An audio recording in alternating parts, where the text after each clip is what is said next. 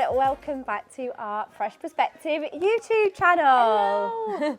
Today we are going to be talking about, you might be surprised by this one, neurodiversity in the workplace. Oh, it's a very interesting topic. It is a very interesting I've learned topic. so much recently about neurodiversity. It's very interesting. This is so good, and it's really good that people are learning, and it is becoming more known, and people are being more inclusive in the workplace. But before we go any further, so neurodiversity includes neurodevelopmental conditions such as ADHD, autism, dyslexia, and in the workplace, we want to provide a place where people feel included, and we are being inclusive. Yes. So this is super, super important in the workplace. We do have people in the office who are neurodiverse, so even though you might look at us as a collective and think we don't look diverse, we are extremely diverse in here. So what are some things that we can do to adapt to someone who's neurodiverse in the workplace? Yes, so offering adaptations, like quiet areas for people to go if it is a little bit noisy. I think our office especially can get quite noisy. It can get very noisy. So offering quiet areas where people can go, just make a phone call and just focus on that is very good and very handy. Another point is sort of like talking about change, preparing them maybe before something changes to make sure that they can sort of prepare themselves, take a deep breath, like it's not a massive surprise, like then and there, because it can be a bit shocking sometimes, obviously depending on what it is.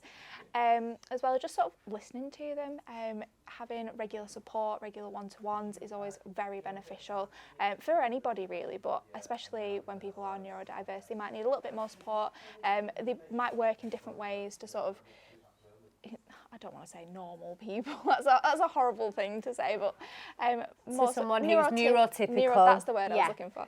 More neurotypical, it just sort of offers a new sort of perspective, doesn't it? So it's... Yeah, definitely. And the reason that it is super important to be flexible and be adaptable is because someone who is neurodiverse does need to find different ways of working, because what worked for someone who is neurotypical, such as looking at a calendar and being organised in that way, might not be visual enough, or just might not be someone's preferred way of working, just like we're all different whether you are neurotypical or neurodiverse.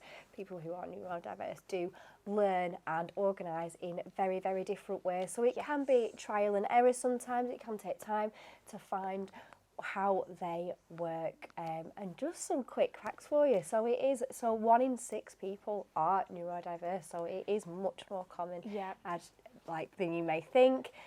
Some people may be diagnosed later on in life.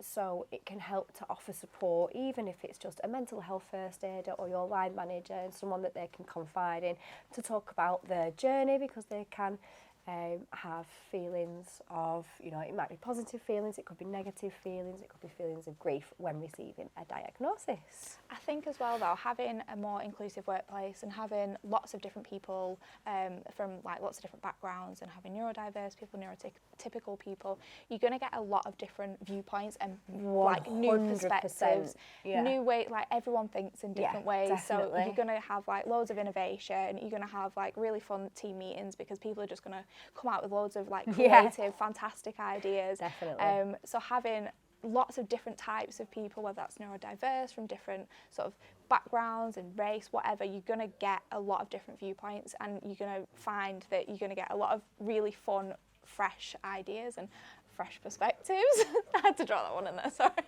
She had to do it. We love our Andrea's sense of humour.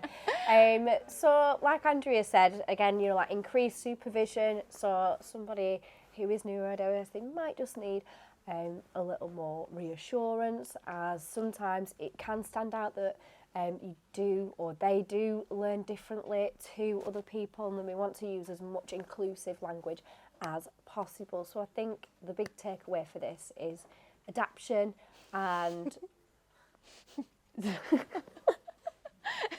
You've just completely thrown Heather off. It was a rolling green ball there, if anybody saw that. and having somebody to go to. And when you do look at a workplace, I think a final note to finish on is when you do look at a workplace, a company, a business, all their employees together, they might not look diverse on the outside, but just remember that they might be diverse in other areas. Yes, that is a great ending. I love that. But thank you so much for joining us today. Yes. If you've got any questions or anything, we might be able to help you. But Yeah, definitely. thank you very much for watching, and we hope you've learned something new. I Thank have. you.